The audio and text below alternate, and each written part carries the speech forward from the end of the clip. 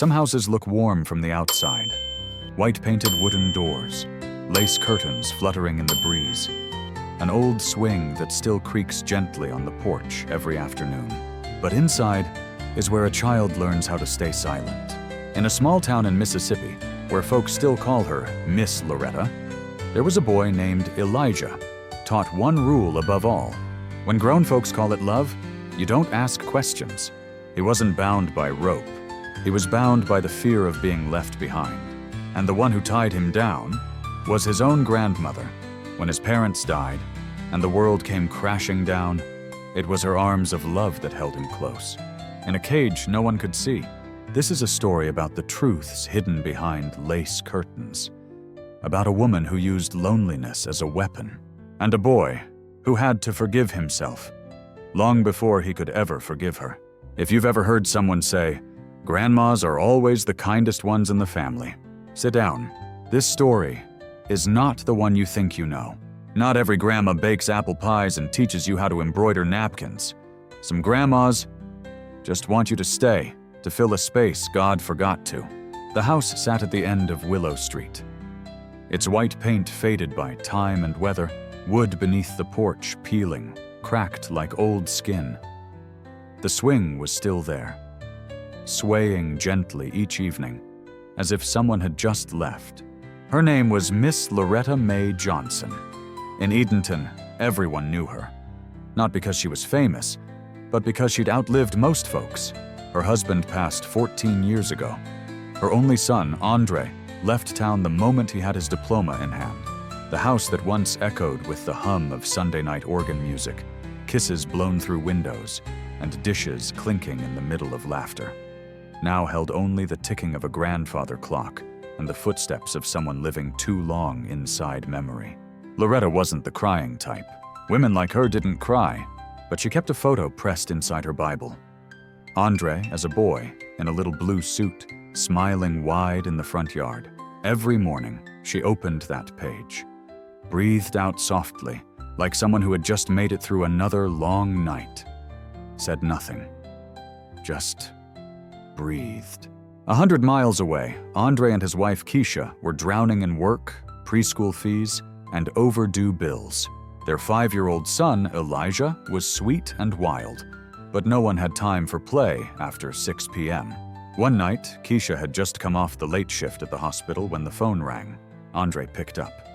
His mother's voice came through, low, raspy, like someone whispering in an empty church.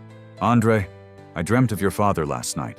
He said this house is cold now, and I should find someone to warm it up. I was thinking, maybe Elijah could come stay for a bit. Not long, I miss him." Andre paused, looked at Keisha, his eyes asking for permission. Keisha frowned. She had never fully trusted his mother. There was something about her, something she couldn't quite name. "Just a few weeks," Andre said. "Elijah will get to spend time with her. We could use a little break, right?" Keisha didn't answer, but she didn't say no. That Saturday morning, Loretta pulled up in her old copper Buick.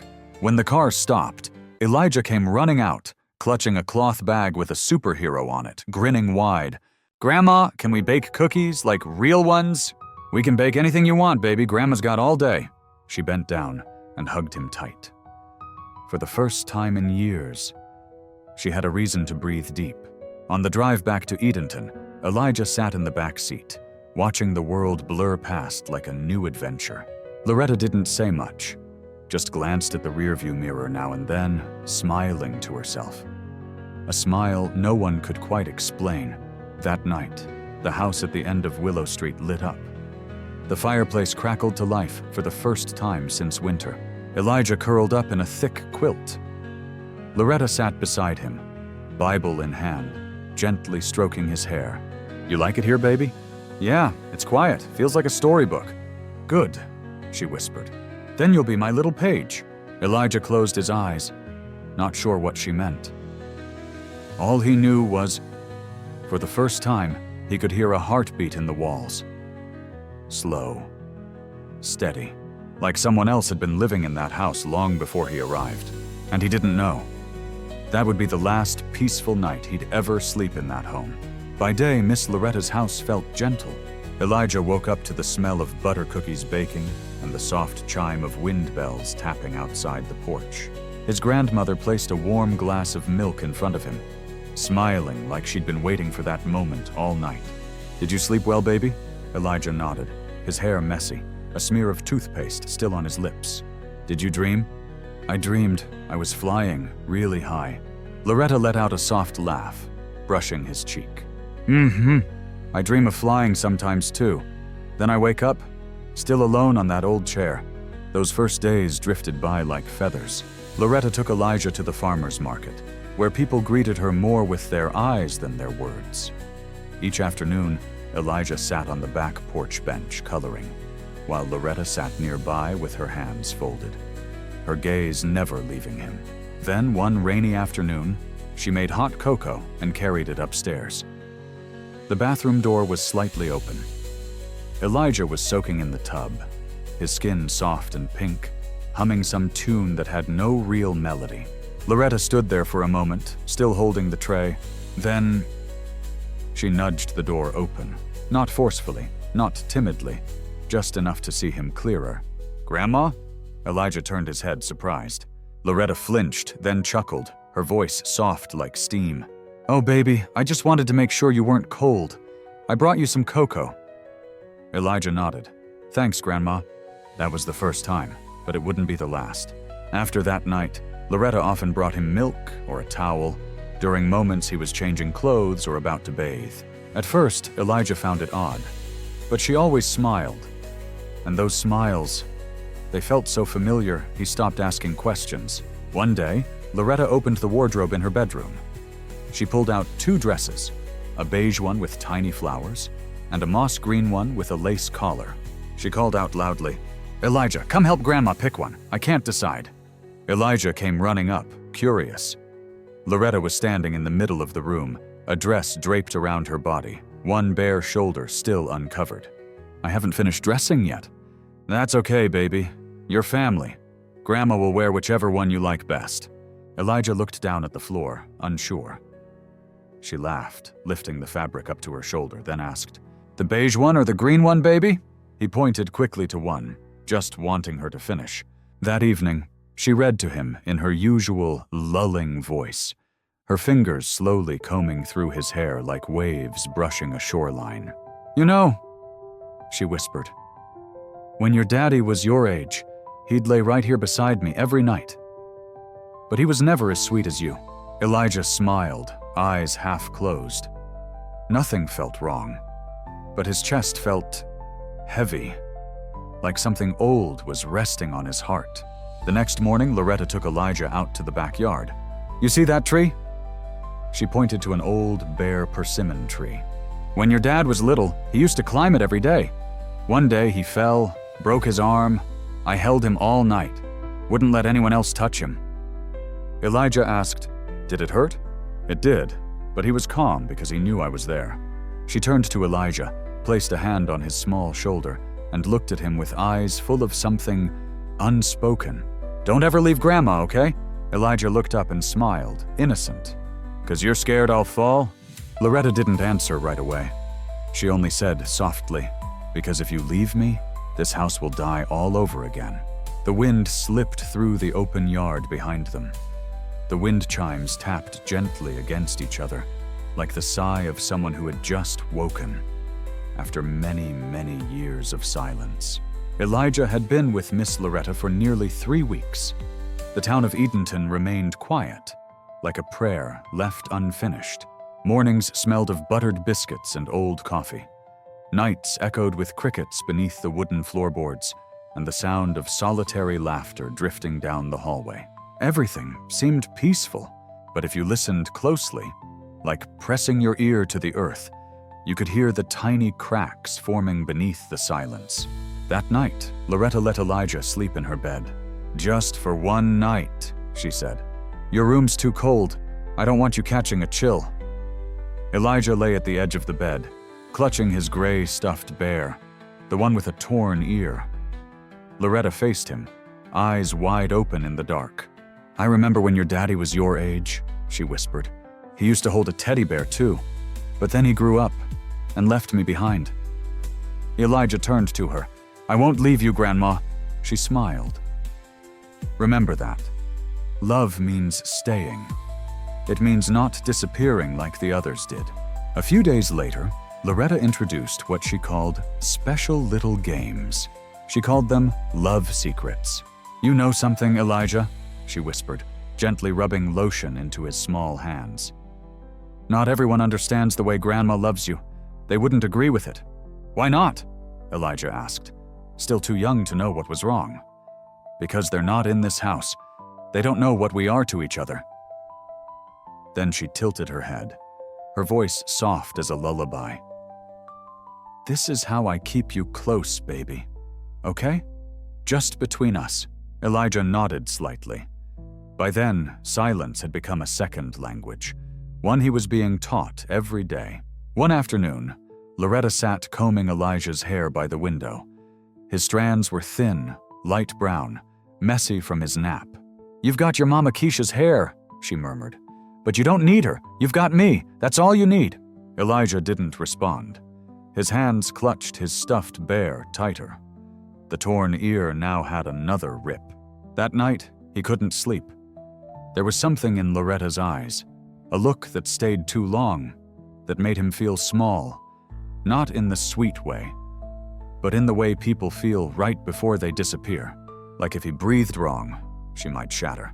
He turned towards the wall, but he could still feel the slow, wrinkled hand gently stroking his back. Not to lull him to sleep, but like someone holding him down, making sure he didn't escape into his dreams. The next morning, Loretta made breakfast. Elijah ate in silence. He wanted to ask her something, a question that didn't have words yet.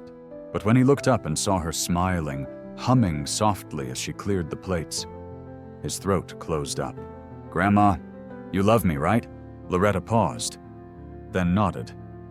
More than anyone ever could. So much. I can't let you go. Elijah didn't know what to say. He just bowed his head and quietly finished his now cold waffle.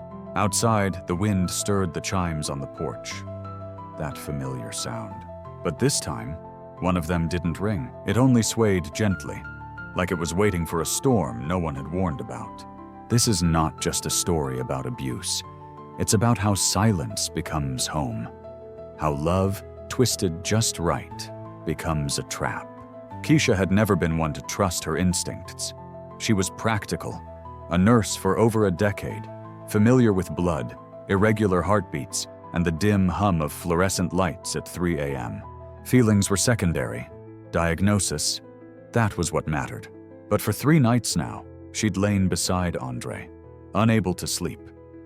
Each time she closed her eyes, she was yanked awake by the same dream. Elijah standing in a long hallway, clutching his stuffed bear, head tilted. Not crying, not calling, just staring, and behind him, a shadow.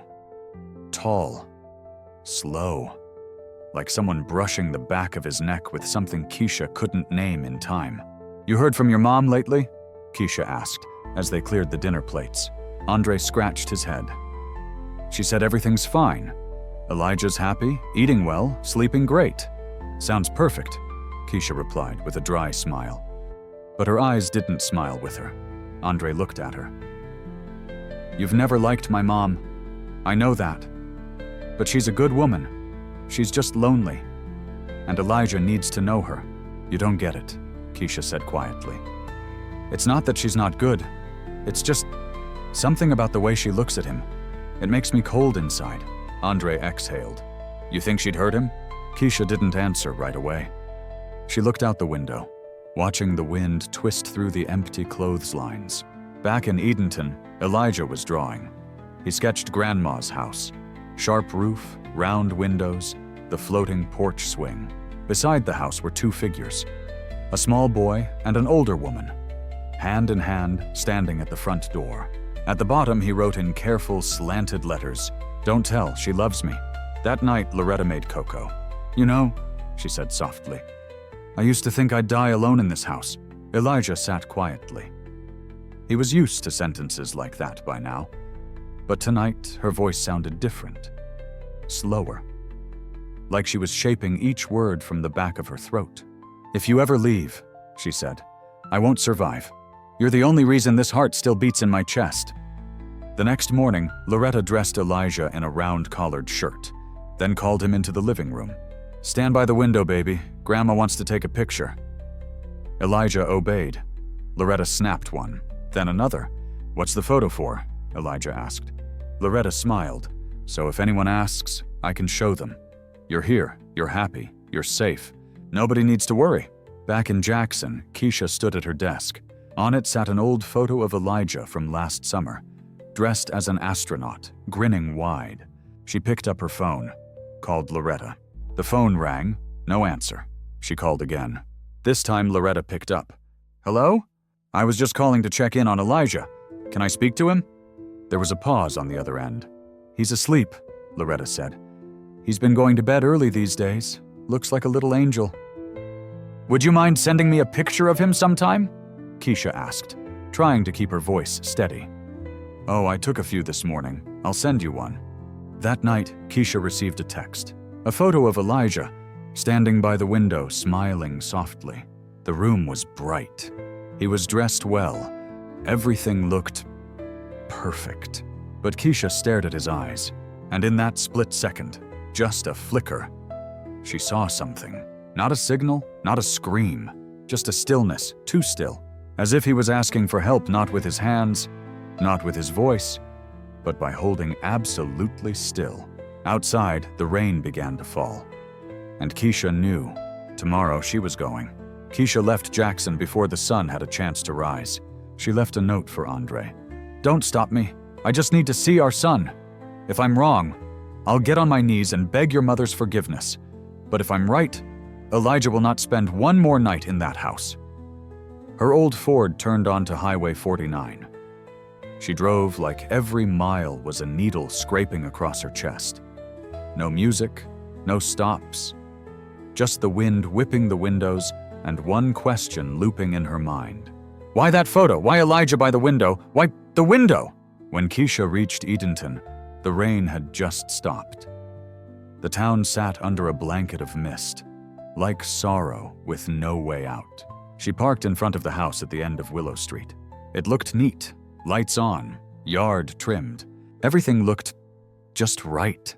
Too right. Like it had all been prepared for outsiders to glance and say, "Perfect." Keisha stepped onto the porch, knocked. 3 times. Firm. Sharp. Silence. Then footsteps. Soft, slow, drawn out. The door opened. "Oh, Keisha," Loretta smiled. "You should have called first." Keisha didn't smile back. "I came for my son." Loretta tilted her head. "Elijah's fine. He's happy. He didn't even want to leave yet." "I didn't ask you. I want to hear him say it." Loretta hesitated, then turned inside. "Elijah, baby, your mama's here." Her voice floated down the hall like a call that didn't expect an answer. Moments later, Elijah appeared at the top of the stairs. His eyes widened when he saw his mother. But he didn't run to her. He stood still, as if waiting to be told whether he was allowed to move. "Elijah," Keisha called softly. "Are you okay?" He nodded slightly. "Do you miss me?" "Yeah." "Do you want to come home?" Elijah glanced at his grandmother. Loretta smiled, a small, knowing nod. Elijah looked back at his mother. Can I stay just a little longer?" Keisha froze. When did her son, the boy who used to cry if she left the room, learn to lie so gently? She stared at him. His face looked bright, but not childlike bright. It was the kind of clean you see on dolls behind glass. Too perfect, too still. "Can I talk to him alone?" Keisha asked Loretta. "He's in the middle of playing. I don't think this is the—" "I wasn't asking." The words dropped like a blade. Loretta stepped back, then said slowly, "Well, if you came all this way, do it your way." Keisha walked inside. The house smelled like lavender, mixed with something harder to name, like old wax, damp paper, and something buried. Elijah led her into a room. The door closed behind them. "I'm not mad at Grandma," Keisha said softly. "I just need you to tell me the truth." She said you wouldn't believe me. "Try me." Elijah stayed silent, then bowed his head. His voice came out like a whisper meant for the wall. She said love doesn't need words, that you keep it in your heart and in your hands. Keisha's heart slammed. She dropped to her knees, wrapped her arms around him. You don't have to hold anything, baby. Not anymore. Not ever again. He began to cry, not loud, not panicked, just like someone finally exhaled after a dream too long. When Keisha walked out, Loretta was sitting at the kitchen table, holding her prayer beads. You just want him to hate me, don't you? No, I just want to free him from loving you in a way he was never meant to understand. Loretta pressed her lips tight. You don't know what you're taking away. Keisha took Elijah by the hand, led him to the door, then looked back one last time, her voice low, like a closing spell. And you already took something from me I'll never get back. The car rolled off the street. In the rearview mirror, Keisha saw Loretta still standing on the porch, her shadow cast against the door. No wave, no tears, just standing, like a curse still waiting to be spoken. Some women survive grief by keeping it warm. Some call it love. Some pass it on like a family recipe, never realizing the poison in it. If you've ever had to unlearn love to stay alive, this story is for you. Elijah came home on a quiet autumn afternoon. The wind was soft.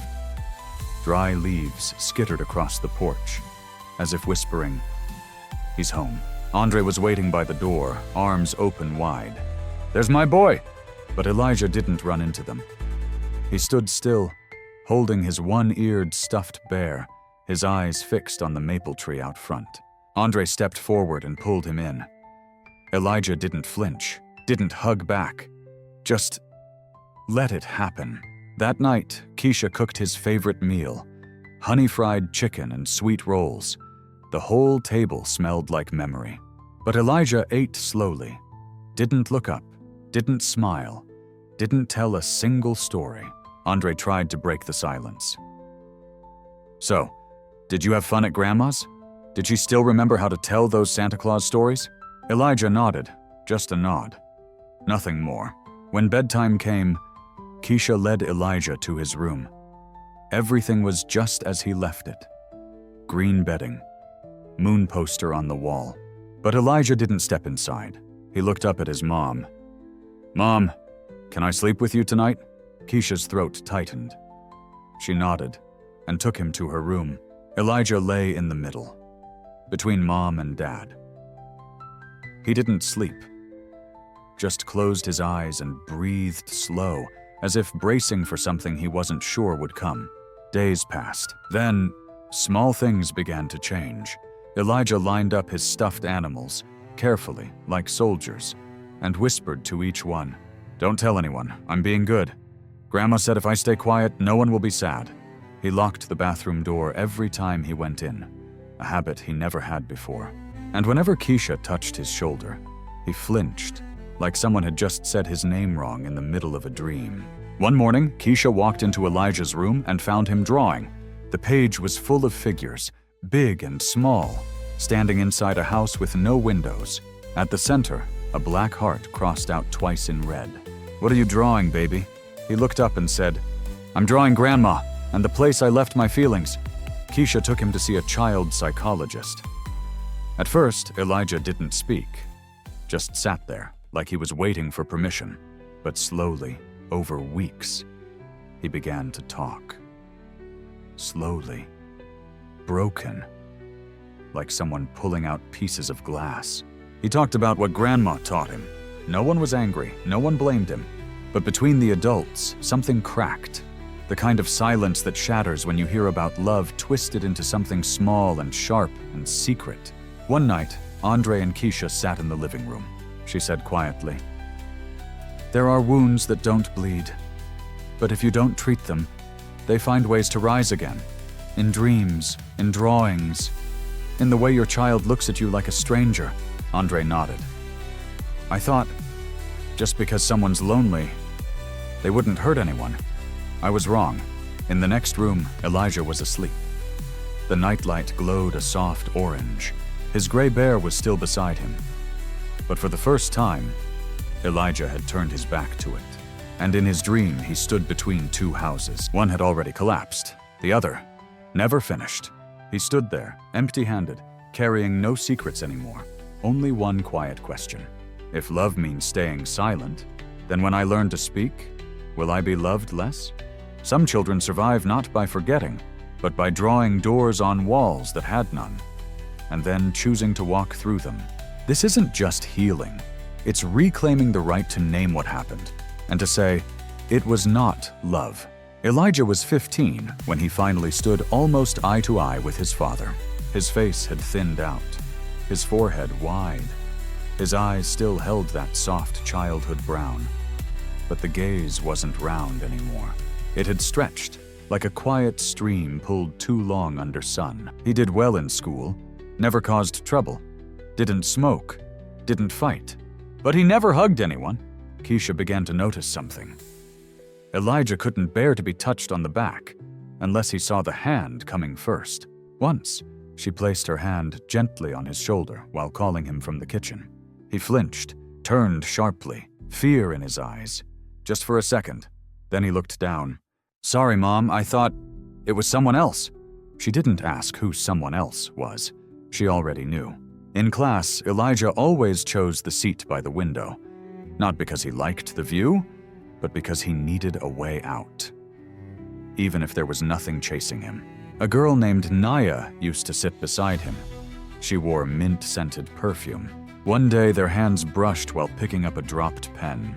Elijah pulled back, like he'd been burned. "Sorry," Naya smiled. "Do I have something weird on my hand?" He didn't answer, just stuffed his hands into his hoodie and asked the teacher to move seats. That night, Keisha found a notebook under his pillow. No lock, no dear diary, just scattered fragments like they were written in the dark. "The bear doesn't have any ears now. Every time someone touches me, I hear her voice.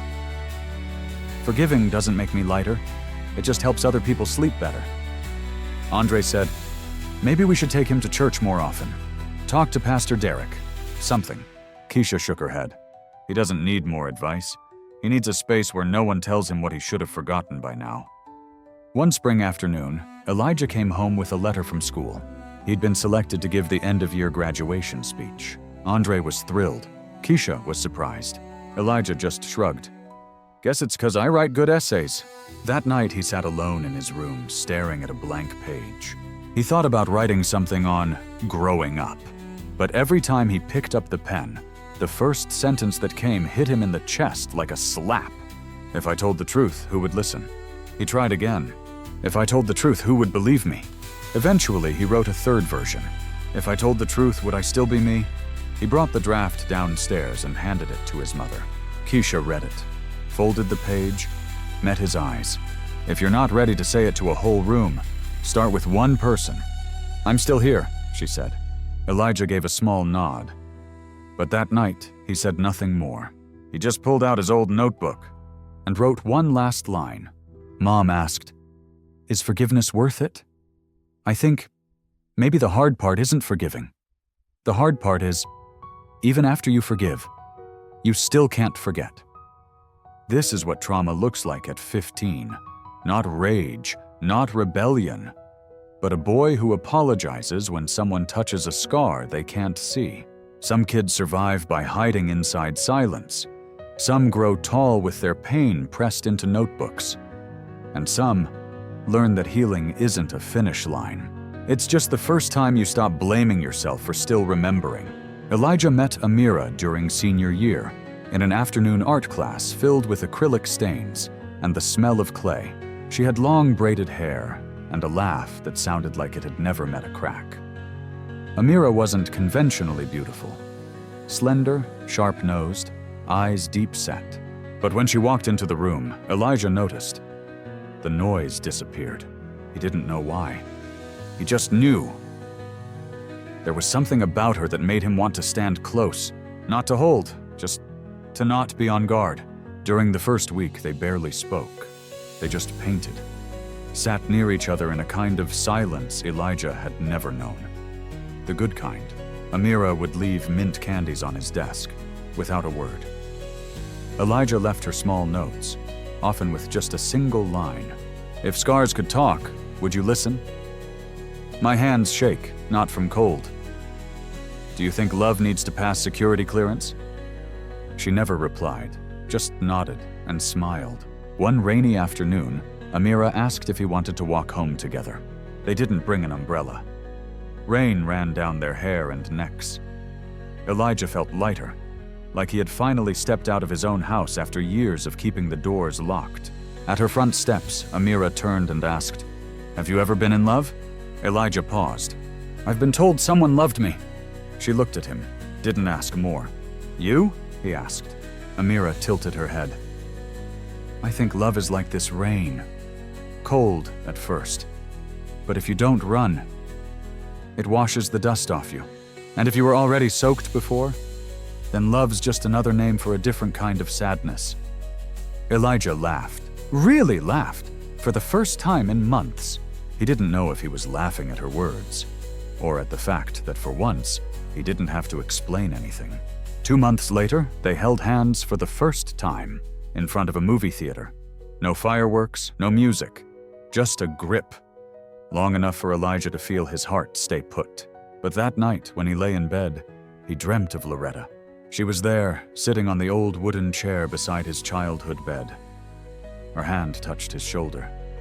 She whispered, "You're not someone else's. You're mine. You weren't meant to learn how to love again.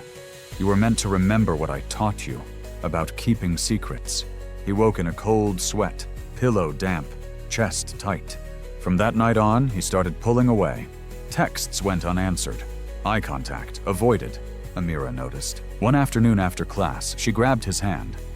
Firm for the first time. "Are you afraid of me or of yourself?" Elijah stayed silent. "I'm not the one who hurt you. I don't have hands like your grandma's." That sentence, "I don't have hands like your grandma's," cut through his memory like a blade that made the truth bleed. That night, he texted her, "I'm sorry for pulling away. I'm trying to trust hands that don't hide claws underneath.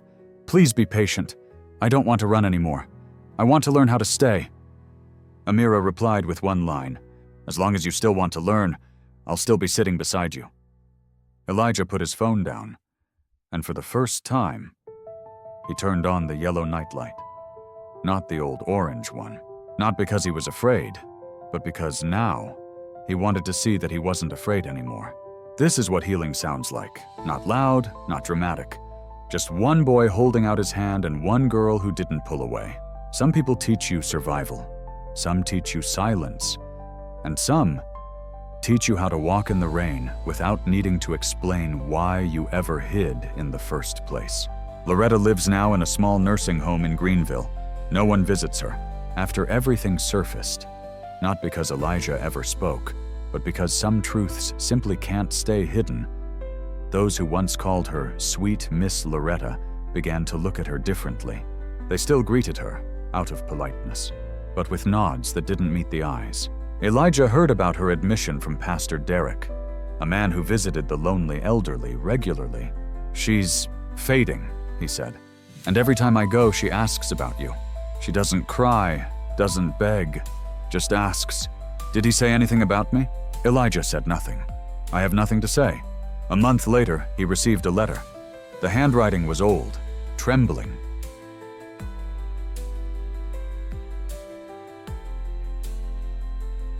"Dear Elijah, I don't know how much time I have left, but if the Lord grants me one final kindness, let it be to see you once more. Not for forgiveness, just to know if you still see me as someone real." He placed the letter on the table. Didn't touch it for 3 days. Amira saw it first. Didn't open it. Just noticed the envelope, already torn. "Are you going?" she asked. Elijah sighed. "I don't know. I'm scared that if I look at her again, I won't be able to hold myself together." "Maybe," she said. "But if you don't look, you'll never know how far you've come." A week later, Elijah walked into the home. Loretta lay in a white bed, her skin paper thin, eyes sunken, hair silvered like the final trail of incense smoke. The door opened. She turned her head. Slowly, but not surprised. "I knew you'd come," she said, her voice like wind slipping through old window panes. Elijah didn't sit. He stood, hands in pockets, eyes steady. "What do you want?" Loretta smiled, Not bitter, not frail, just tired. I want to know, do you still think I'm a monster? He was silent for a long time. No, he said at last. Monsters don't ask to be called family. She nodded, like someone bracing for a painful truth, and receiving it with grace. You've grown, she whispered. Your voice doesn't shake like it did at 5. Elijah said nothing. He pulled from his pocket an old photo of him and her, standing by the window on Willow Street. He was 6. He set it on the table. I kept this, not because of you, but because it reminds me. Loving wrong once doesn't mean I can't love right again. Loretta stared at the photo. Her eyes welled, but no tears fell. Have you loved anyone? She asked. I have. And have you touched them without hating yourself? Elijah gave a faint, bitter smile. Not at first. But she didn't run when my hands trembled. She waited until I stopped shaking. Loretta gripped the edge of her blanket. I'm not asking for forgiveness. I just want to know, do you still feel like a person? Elijah looked at her. Not like the child once taught to be silent, but like someone old enough to know, forgiveness isn't a gift to the one who hurt you. It's a door for the one who still wants to live. I don't forgive you, he said, but I forgive myself for thinking your sin was my definition. He turned, hand on the doorknob. Behind him, Loretta spoke, her voice almost carried off by the hum of the air vents. You still called me Grandma. That's enough. Elijah stepped out. The sky was gray, like an unopened letter. The wind was soft. The smell of antiseptic lingered on his sleeve. He texted Amira just one line. I looked back, and I saw, I'm more whole than I thought. Not every goodbye is for the one who hurt you. Sometimes it's for the version of yourself that kept holding the knife, even after they stopped twisting it. Healing doesn't always sound like hope.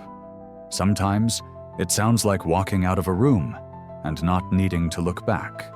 Elijah proposed to Amira on a quiet Sunday evening, after church, beneath the same maple tree where they'd once shared their first kiss. There was no crowd, just 2 hearts and a silver ring catching the last of the daylight. Amira cried when she said yes, not because she was surprised, but because she knew. She'd just touched the deepest part of Elijah, the part even he thought no one could ever reach. A few weeks later, Elijah called Keisha. His mother cried joyful tears. Andre exhaled, like a man who'd once shattered, but now watched his son stand tall on his own feet. Mom, Elijah said, I want to take Amira back, to the old place. Not to remember, but to prove to myself that place doesn't own me anymore. The house at the end of Willow Street had long been sold. The new owners were kind, an older couple with 3 cats and a love for making apple jam. They agreed to let Elijah and Amira visit. Just to walk through, they said. Elijah drove slowly down the familiar street. The trees still whispered. The wind still smelled like memory. Amira held his hand as the car stopped. You don't have to do this for me, she said. Elijah smiled. I know, but I need to do it, so that you can walk into that house without anyone else walking in with you. They stepped inside. The furniture had changed. Walls were painted, floors redone, curtains a different shade, but something still lingered. The scent of old wood, the creak of the porch swing, and a silence hanging between the walls. Elijah led her up the stairs, to the room that once held both him and Loretta. They paused at the door. Amira touched the doorknob, looked at him. He nodded. The door opened. Afternoon light spilled in. The room was empty except for a fabric chair in the corner and a small wooden box on the windowsill. Elijah walked over. Dust layered thinly. He blew it away. On the lid, carved by hand, for the boy who didn't leave me. He opened it. Inside, a photo. 6-year-old Elijah asleep, head resting on Loretta's lap. A one-eared stuffed bear, faded but still whole. And a folded note. Elijah opened it. The handwriting was frail, uneven. If you're reading this, it means I'm no longer here to stop you. I just wanted to say, I knew I was wrong. I lived the rest of my life like lying in a room of shattered mirrors, seeing myself in every broken piece. But I never forgot those tiny fingers that held mine at midnight, as if to say, even so, I'm still here. If you still hold that memory, use it to forgive yourself. As for me, I'll carry my part alone. Elijah read the letter, silent, then placed it back in the box. He didn't keep anything. He didn't take it with him. He just whispered, I'm not that boy anymore, and you don't get to hold me anymore either. Amira took his hand. Ready to go? Elijah nodded. Yeah, we've got a wedding to plan and a life to build. As they walked to the car, a breeze lifted a few leaves across the porch. A white cat appeared, meowed softly, then disappeared into the rose bush, and the house behind them, for the first time in Elijah's life, was silent in the most ordinary way. No eyes behind curtains, no whispers in the walls, just sunlight passing through windows that no longer locked.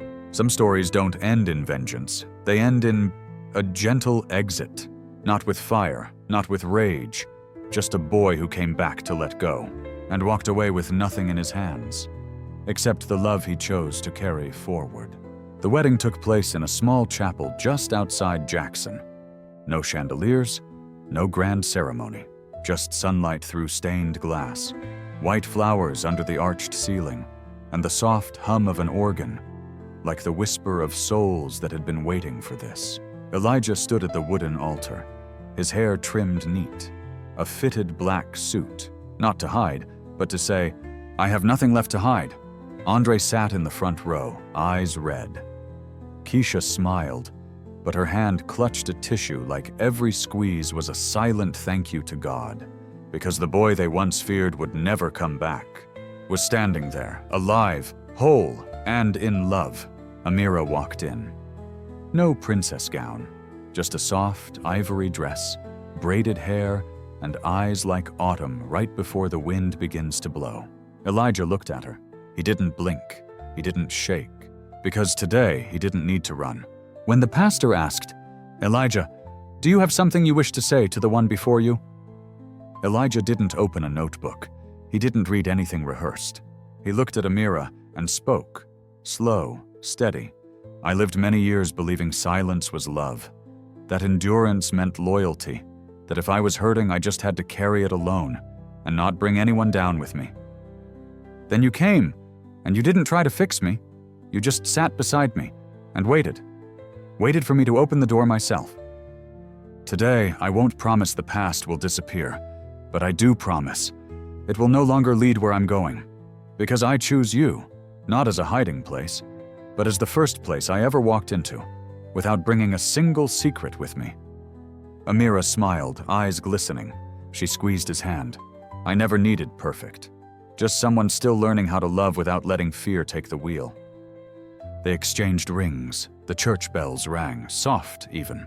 Not loud, not grand, just enough to sound like someone had finally been released.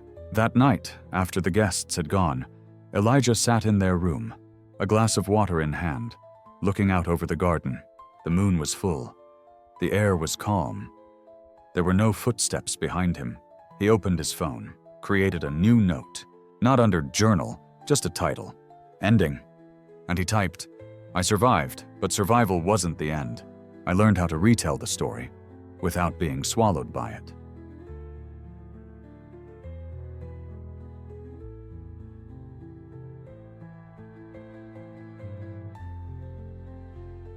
And if anyone out there is sitting in the dark, in a room too familiar with silence, believe me, the light doesn't come from the window.